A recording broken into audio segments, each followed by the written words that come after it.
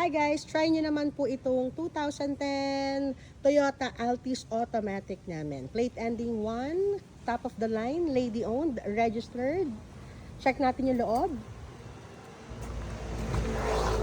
Ayan po, all power na siya.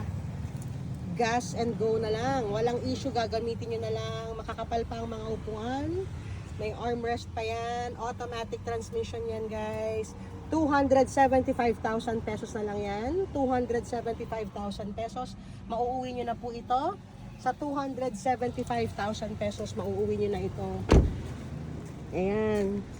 Plate ending 1. Posted to ng 300,000 pesos. Pero 275 na lang. Non-negotiable na sa 275,000 pesos. Naka-Corolla Altis na kayo. 1.6B. Ayan. So, ano pang hinihintay nyo? Punta na kayo dito sa aming showroom sa Imus, Cavite, Bayan Luma 3. Malapit kami sa Lady of Tuller Hospital. Para mauwi nyo na itong 2010 Toyota Altis V Automatic 1.6 lady owned.